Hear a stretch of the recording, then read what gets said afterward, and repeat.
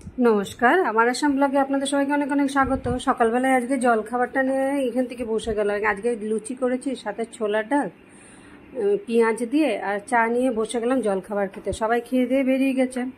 আমি জল খাবার খেয়ে এসে বাসি কাজকর্ম সেরে নিয়েছি, নিয়ে এখন বাজে প্রায় 11টার মতো। তাই চলে আসলাম রান্নাঘরের দিকে। আজকে রান্নায় করব মাছের মাথা রয়েছে, মাছের মাথা দিয়ে সব কিছু দিয়ে একটা মিক্স তরকারি, আর করব মাছের ঝোল। তাই মাছের ঝোলে একটু পেঁয়াজ বাটা টমেটো বাটা দিয়ে করব। পেঁয়াজ টমেটো একসাথেই বেটে নিয়েছি। ওইদিকে মাছের ঝোল হতে হতে ঝোল বসিয়ে দিয়ে এদিকে নুনগুলো একটু ঢেলে নিলাম।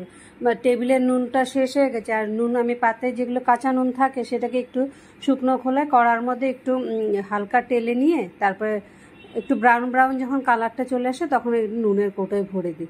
কারণ সাধারণত কাঁচা নুনটা খাওয়া যখন ঠিক না, আর আমি একটু পাতে নুন বেশি খাই, হয়তো কিছু খেলাম, খাওয়ার পর হয়তো মুখে কেমন লাগছে একটু নুন মুখে দিয়ে দিই। আমার ব্যাড হ্যাবিটের জন্য নুনটাকে ভেজে রাখতে হয়, যাতে কাঁচা নুনটাই খুব খারাপ করে, সেই জন্য নুনটাকে ভেজে এইভাবে করে রেখে দিই।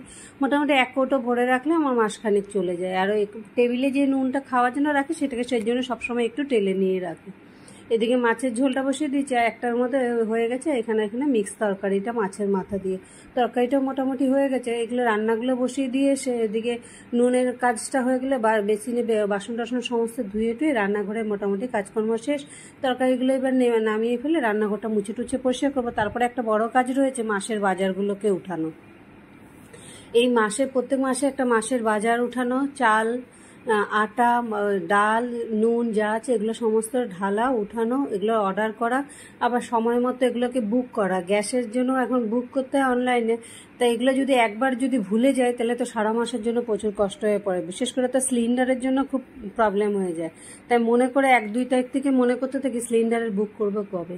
একে একে সমস্ত মাসের বাজার টাজার উঠিয়ে রান্নাঘরটা সব মুছে টুছে পরিষ্কার করে বেরিয়ে গেলাম। স্নান টান করে এসে এবার বসে যাব খেতে। কারণ লাইটটা একটু জ্বালিয়ে নিই, অন্ধকারে খেতে আর ইচ্ছা করে না।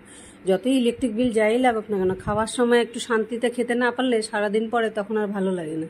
সেই জন্য এখানে কেটে নিয়ে নিলাম পাতে শশা আছে, কালকে মাছের ডিম দিয়ে আলু দিয়ে তরকারি, আর মাছের মাথার মিক্স তরকারি, আর মাছের ঝোল। তাই এগুলো খেয়ে আজকে তো বৃহস্পতিবার সমস্ত এখানে আজকে এগুলো করে নিয়ে, তাই কালকের থেকে আবার নিরামিষের বা যে জন্য বাসি যেন না থাকে ওইভাবে করে রান্না করা হয়। আর একে আলাদা বাটি করে আর কিছু নিলাম না, অল্প একটু ভাত রেখে দিলাম, খেয়ে দিয়ে বেরিয়ে পড়লাম টিউশনের দিকে। যারা ব্লগটা দেখছে ভালো লাগলে লাইক সাবস্ক্রাইব করে দিও, আর ব্লগটা কেমন লাগলে কমেন্টে অবশ্যই জানিও। বাজার ঘাটে মার্কেট শাক সবজি ডাল এগুলো দেখতে দেখতে রিক্সায় করে বেরিয়ে পড়লাম টিউশনের দিকে। পৌঁছে যাব এবার টিউশনের দিকে। আজকের মতো ব্লগটাকে এখানে শেষ করছি। আবার দেখা হবে পরের আরেকটি ব্লগে। এই বাজারে শাকসবজিগুলো দেখলে মনে হয় যেন নেমে কিনে নিই। এই করেই প্রত্যেক মাসে আমার আরও উল্টা ডবল খরচা হয়ে যায়।